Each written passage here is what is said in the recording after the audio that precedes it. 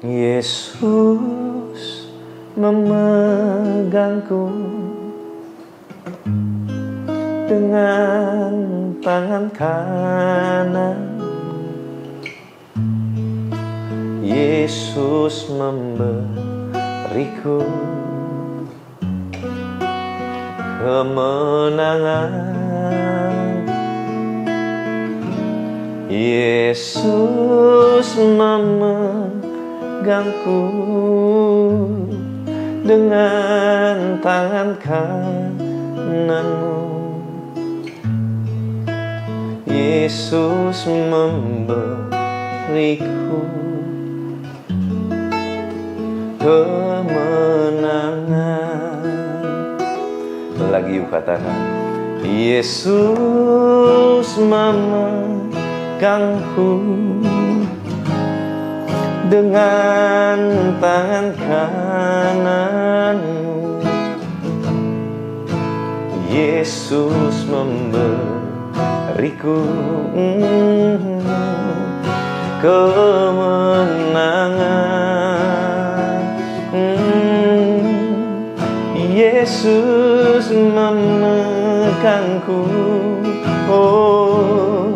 dengan tangan kananmu. Yesus memberiku kemenangan. Yesus memberiku kemenangan. Yesus memberiku kemenangan.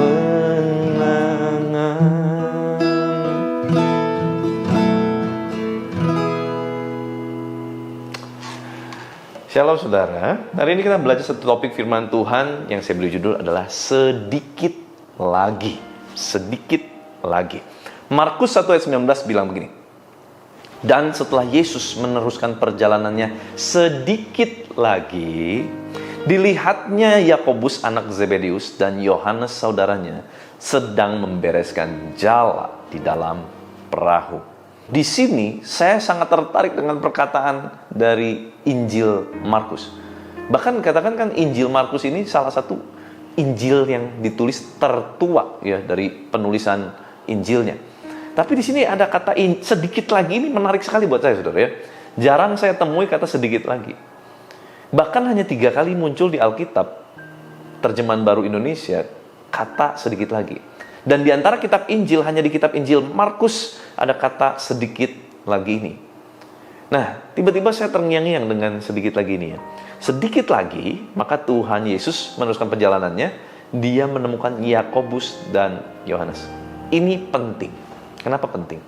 Saudara, kalau kita tarik ya ke cerita belakangnya gitu ya, kita tahu ada 3 murid yang paling dekat sama Yesus, yang kemana-mana sering dibawa gitu ya. Kita tahu kisahnya waktu naik ke atas gunung melihat kemuliaan ya 3 murid ini gitu ya. Waktu doa ke Taman Getsemani 3 murid ini. Ini murid inti lah kalau saya bilang, ini yang dekat gitu ya. Bahkan kalau kitab Injil berkata Yohanes aja sambil ngelendot gitu ya kepada Yesus. Yohanes dan Yakobus. 3 itu siapa? Petrus, Yohanes, dan Yakobus. Nah ternyata 2 di antara 3 ternyata itu ditemukan Yesus karena Yesus meneruskan perjalanannya sedikit lagi. Mungkin sebetulnya Yesus bisa saja berhenti perjalanannya hari itu. Tetapi entah kenapa Yesus melakukan extra miles. Sedikit lagi. Yesus meneruskan sedikit loh, bukan banyak. Sedikit lagi. Dan dia temukan 2 murid itu. Dan kita tahu 2 murid ini menjadi murid yang sangat-sangat dekat gitu ya dengan Tuhan Yesus. Nah saudara, seringkali kita juga dalam hidup, kita kadang udah ngalami lelah ya. Waduh, udah doa nih, pastor nggak dijawab-jawab. Ini saya udah berpuasa, udah bergumul terus nih, udah lama banget. Aduh, belum dijawab juga. Mungkin kata kuncinya hari ini adalah sedikit lagi. Sedikit lagi saudara. Sedikit lagi engkau bertahan. Sedikit lagi engkau berjuang. Sedikit lagi engkau percaya. Sedikit lagi, saudara, engkau tetap bertahan untuk mengampuni dan memaafkan. Sedikit lagi engkau berusaha dan berupaya, maka jalan keluar akan terbuka. Sedikit lagi engkau percaya sama Tuhan. Jangan letakkan harapanmu hari ini. Mungkin itu akan menjadi hari yang terbaik buat engkau. Karena ada sedikit lagi usaha yang kita lakukan. Dan disitulah kita alami mujizat, kita alami jawaban Tuhan. Don't quit, jangan give up, jangan menyerah hari ini. Sebab hari ini dikatakan sedikit lagi, maka Tuhan bertemu dengan Yohanes dan Yakobus. Sedikit lagi, itu adalah kalimat penting yang kita perlu lakukan hari ini.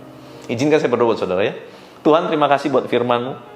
Satu kata yang sangat simpel, sederhana, tetapi betul-betul membawa satu pewahyuan buat kami. Tuhan, tolong kami. Izinkan kami Tuhan, untuk sedikit lagi kami boleh bertahan. Sedikit lagi kami boleh Tuhan berjuang. Dan kami percaya Tuhan, sedikit lagi pula, maka perjuangan kami, bertahannya kami ini akan membuahkan hasil. Tuhan, sembuhkan yang sakit, bebaskan yang terikat. Lepaskan mereka yang terbelenggu. Pulihkan hubungan rumah tangga mereka. Pulihkan bisnis mereka. Dan Tuhan yang hiburkan mereka yang sedang alami kesukaran, kesusahan hati. Terima kasih Bapa, berkati segala aktivitas kami sepanjang hari ini. Biar kuasa kehidupan dan kuasa kebangkitan Kristus mengalir memerintah atas kami. Di dalam nama Tuhan Yesus Kristus. Haleluya. Sama-sama kita katakan, amin. Tuhan Yesus memberkati.